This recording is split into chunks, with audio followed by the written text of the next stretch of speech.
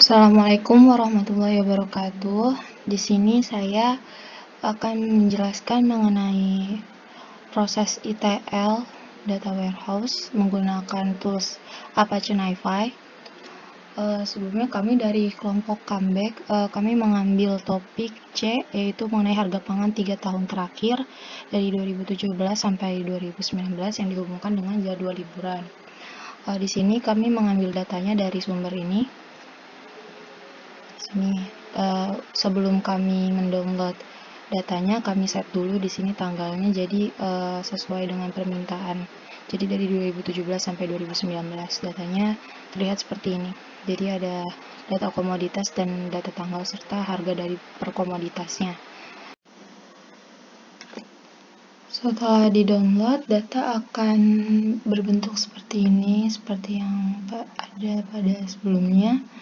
Di sini sebelum kita masuk ke Apache NiFi-nya, kami mengedit datanya terlebih dahulu di Excel. Jadi untuk di sini kita tidak menggunakan kolom nomor ini, jadi kami akan hapus. Dan di sini kita Ctrl A untuk mengambil semua datanya dan lakukan copy, tambah di sheet baru. Di sini ditranspose datanya, jadi yang tadinya kolom jadi baris dan sebaliknya, dan menghasilkan seperti ini. Di sini kita ganti tanggal. Di sini karena kita akan masukkan ke database. Di database itu tidak bisa menggunakan spasi di atribut kolomnya, sehingga kita harus replace terlebih dahulu menggunakan Ctrl Find Replace.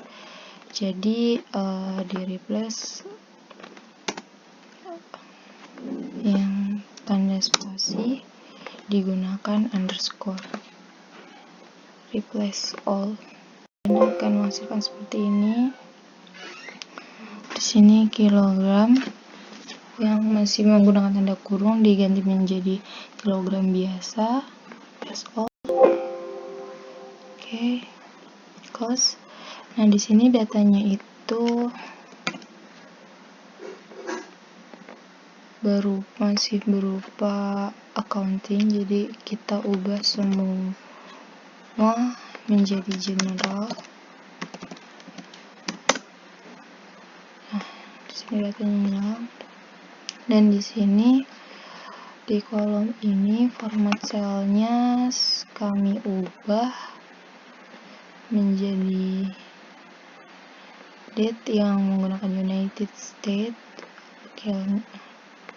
Berubah menjadi seperti ini.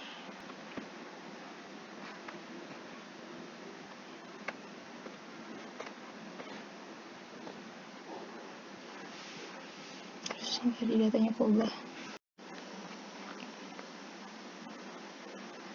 Kurang lebih datanya akan menjadi seperti ini untuk keseluruhan. Jadi di sini kami sudah mendownload dari tahun 2017 sampai 2019, total dengan 743 data. Lalu setelah itu kita beralih ke PHP MyAdmin. Setelah itu kita buka PHP MyAdmin untuk membuat datanya. Bisa menggunakan PHP MyAdmin atau MySQL Workbench. Sebelumnya saya menggunakan MySQL Workbench, hanya saja terdapat beberapa kendala sehingga menggunakan PHP MyAdmin saja. Setelah dibuka dari XMPP, PHP MyAdmin-nya akan terlihat seperti ini. Jadi awalnya kita akan buat skema atau database-nya dulu, new. Di sini saya memberikan nama data staging karena ini masih proses ekstraksi data. Kemudian dibuat tabel data harga pangan di sini dengan atribut-atribut yang sesuai dengan CSV-nya, yaitu ada tanggal dan beberapa nama komoditas di sini. Sini tipenya varchar semua. Lalu setelah selesai dibuatnya table, kita beralih ke Apache NiFi-nya. Sini kita mulai proses ekstraksinya. Di sini sebelumnya biar rapih menggunakan proses group, kita namakan extract data. Proses ETL itu awalnya yaitu ekstraksi. Kita akan klik 2. Di sini kita tambahkan prosesor.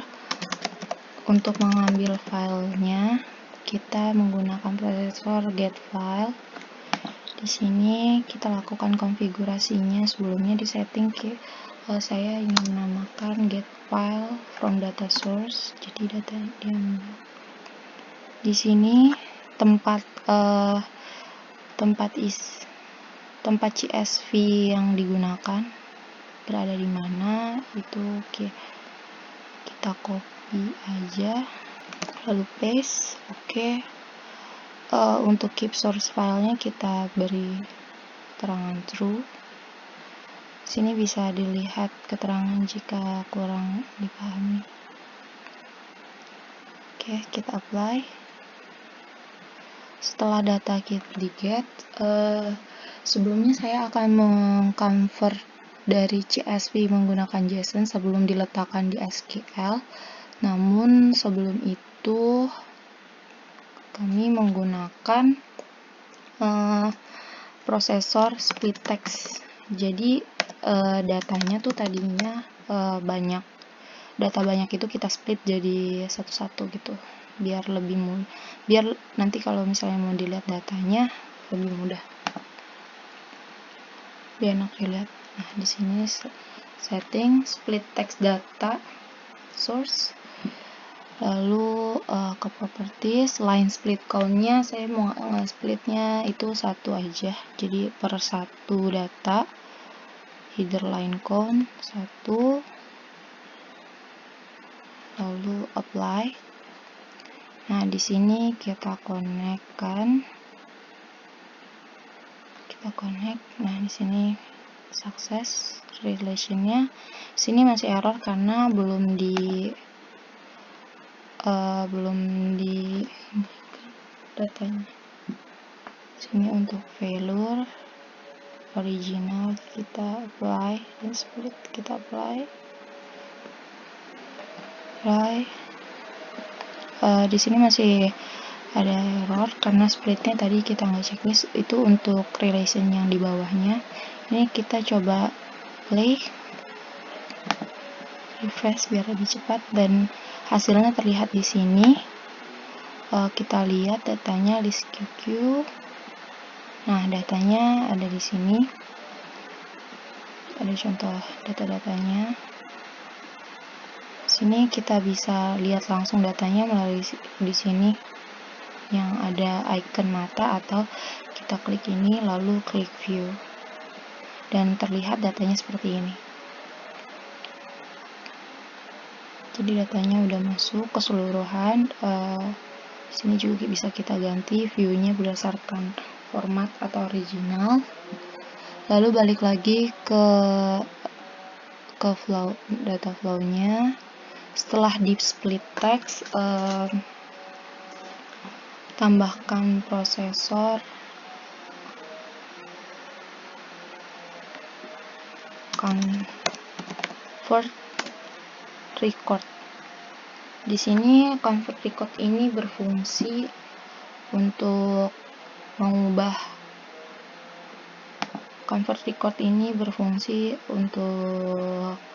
mengubah data CSV menjadi JSON. Jadi convert data CSV to JSON. Lalu di properties, nah di sini ada record reader sama record writer. Record reader ini kita gunakan controller service.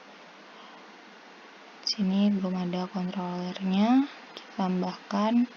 Ada beberapa pilihan karena datanya berasal dari CSV, jadi kita menggunakan CSV reader. Ini bisa dinamakan juga, cuma hanya dengan segini saja. Lalu record writer-nya dipilih juga, controller service-nya karena ingin merubah dari ke JSON berarti dipilih JSON record set writer. Nah, setelah apply tidak bisa langsung berhasil karena kita harus konfigurasikan controller service-nya terlebih dahulu di sini. Jadi kita gunakan di sini, lalu diisi sesuaikan data yang kita punya. Sini skema akses strateginya saya ubah menjadi use string field from header. Lalu sini formatnya CSV, value separatornya di sini menggunakan koma, tapi di dalam data saya menggunakan titik koma. Terlihat di sini menggunakan titik koma. Jadi bergantung data masing-masing. Treat first line as header, true. Sini true. Oke. Ignore si header, false. Quote header, sama. Ya. Sini kita apply. Setelah apply, karena di sini statusnya masih disable, kita enable dulu.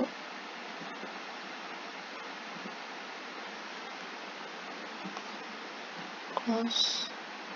Nah, sama kayak CSV reader, JSON record set writer-nya juga kita gunakan. Di sini tidak terlalu banyak diubah karena sudah sesuai. Jadi nanti bakal berupa array dari bentuk JSON-nya. Kita apply dan jangan lupa di enable. Close. Nah, sudah. Lalu di sini kita connect, pilih split, add, sini configure, setting. Ini kita pilih failure untuk automaticnya, untuk suksesnya nanti kita sambungkan ke prosesor yang lain. Ini kita run, refresh, ada hasilnya di sini. Stop. Lihat hasilnya. Untuk lihat hasil splitnya sama seperti tadi, tapi datanya udah ke split, jadi per satuan count yang tadi kita sudah set. Jadi yang tadinya datanya banyak segini, karena kita split jadi per satu baris, jadi datanya seperti ini. Oke, lanjut ke setelah convert data, convert record, setelah udah jadi JSON, ini kan dari CSV, prosesor ini mengubah CSV menjadi JSON. Lalu dari JSON kita masukkan ke SQL dengan menggunakan convert JSON to SQL. Add convert JSON to SQL. Kemudian dikonfigurasi.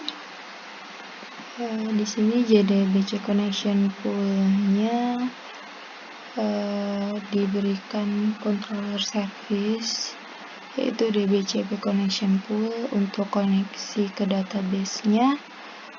Kemudian statement type-nya, karena di sini datanya masih kosong, berarti kita akan melakukan insert table.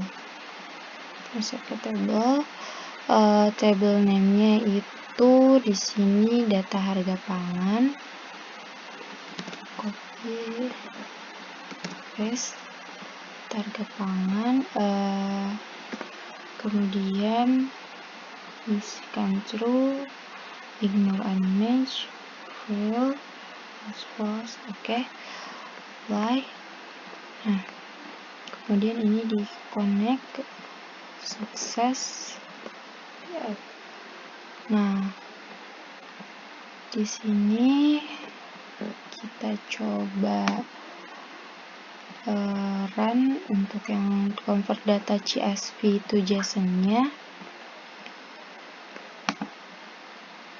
Refresh, stop.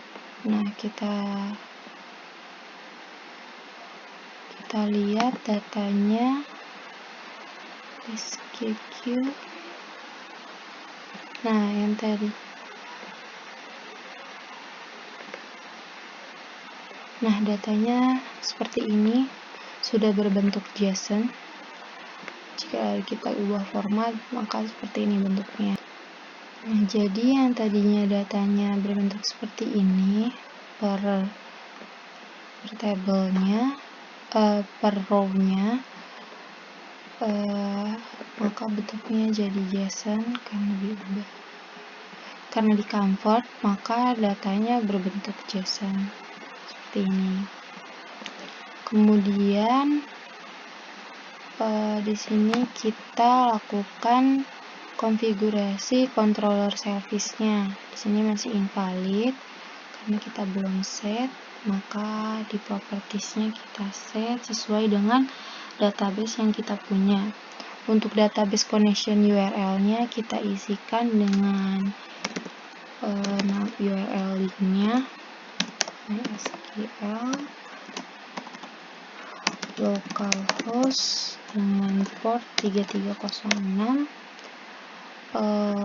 Portnya bisa dilihat di XMPP di bagian SQL-nya, kemudian nama dari database atau skemanya, yaitu saya menggunakan data staging. Oke.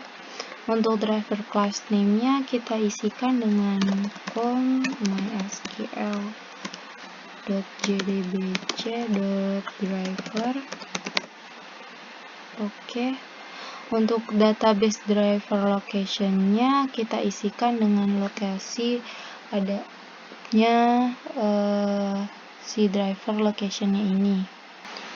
Di sini driver location-nya itu kita sini driver location-nya itu kami berada di partisi C dengan nama filenya itu mysql.jar.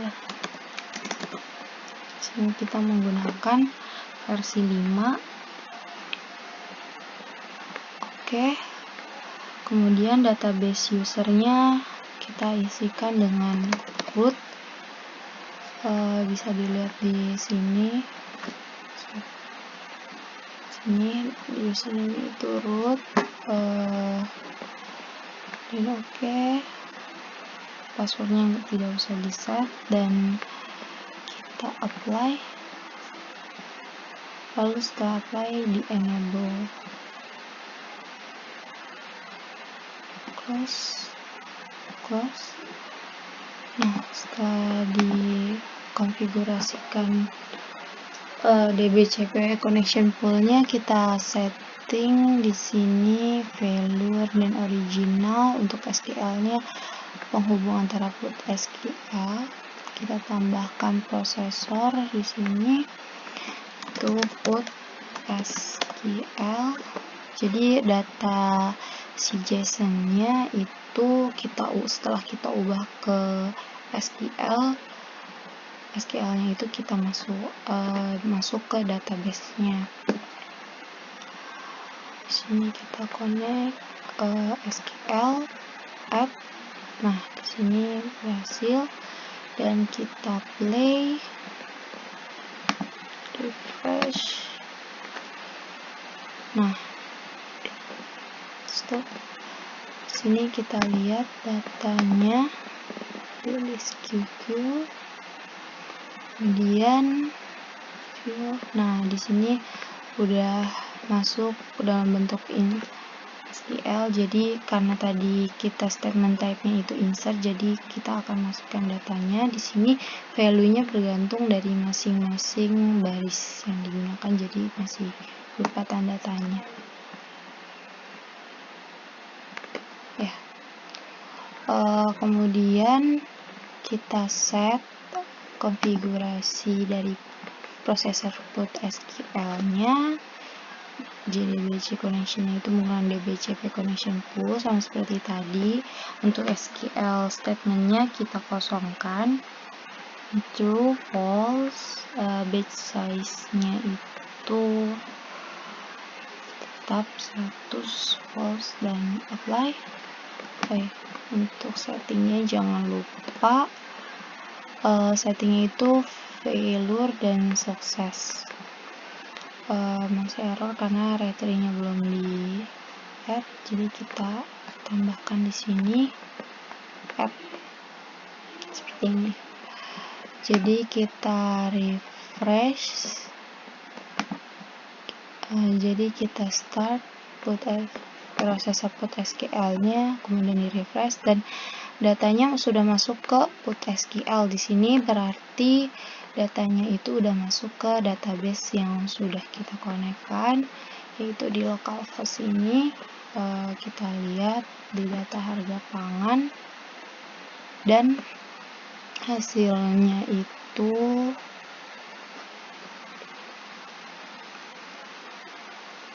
hasilnya seperti ini. Jadi datanya itu udah masuk, yang tadinya masih kosong, tapi data yang masuk ini masih tidak seurut, jadi berdasarkan bergantung sistem insertnya.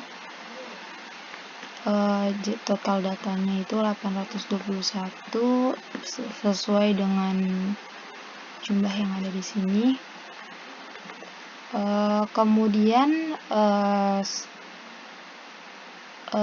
karena udah masuk ke database-nya, jadi proses ekstraksi data dari data sumber menuju ke data staging itu sudah selesai. Untuk mengambil file data stagingnya berupa SQL, kita bisa ekspor.